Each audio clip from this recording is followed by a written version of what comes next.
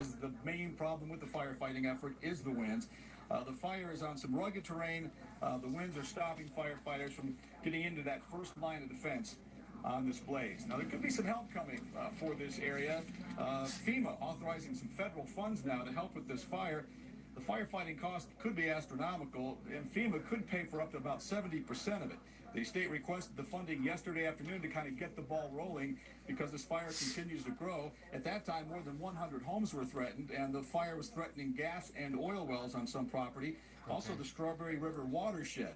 Things can be expensive, and there are field camps and lots of equipment being used, and that's all at a pretty big expense, and that's why the governor has decided to have FEMA funds ahead of time to get the ball rolling on any aid that could come to this area.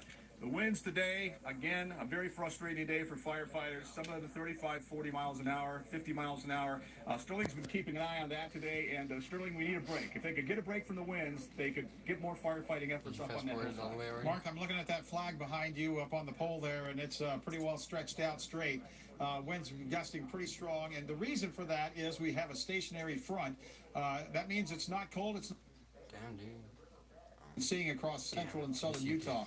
And as we zoom into the fire, you can see that the fire area is in that southwesterly flow of wind, and the winds, as Mark said, gusting anywhere from 25 to 35, sometimes 40 miles an hour, pushing that fire to the north and to the east, and that is not going to change anytime soon. We expect possibly in the next 24 hours, we could see some decrease in the winds in this area. We have had some thunder showers, some rain showers. No lightning is being reported from these, but we have had some rain showers move through the Duchesne area in the last hour or two. That may raise the humidity levels a little bit, but it also will cause some erratic winds in that area, causing some problems. We also have some showers, possibly some rain showers actually occurring here north of the border up in southern Idaho, and a few light sprinkles are possible up around Cache Valley. We've got more moisture coming in from the west. We had a big thunderstorm just to the north and west of Wendover. That's moved off to the north and east. We'll have more of your forecast for the 4th of July and the rest of the week as to what the winds are going to do coming up in just a few minutes.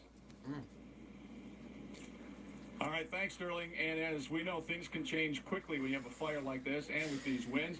We'll continue to stay on top of this story for you. If we get any updates on new evacuations, we'll have them for you. You can stay abreast of all the information on KUTV.com. We'll have it for you there. Starting tonight, extra troopers are hitting the road now for drunk drivers. There will be more than 130 extra DUI patrols starting tonight. If you are starting your 4th of July celebration early, make sure you have plans for a safe and a sober ride home. The blitz tonight will be in the Salt Lake Valley. Well, Utah County Sheriff Jim Tracy dropped a bomb during a county commission meeting today, saying he was quitting. The sheriff's resignation took everyone by surprise. Christina Flores has been trying all day to get to the bottom of why this happened and why he resigned. Christina, any clues? Well, what we know is that the sheriff said today that he was very frustrated that the county commission was not responding to his concerns over a big hole in the budget. So he resigned, and he also said he was going to lay off some of his staff. The commissioners say they've been communicating with the sheriff all along about this, and they say all of this is due to the medical bills of one county jail inmate. At this point in time, I'm also resigning as sheriff, effective August 1st. Longtime Utah County Sheriff Jim Tracy said he had no choice but to quit if county commissioners didn't help him fill a nearly $500,000 hole in his budget. Why does he think that you're not being receptive to his concerns then? You'd have to ask him.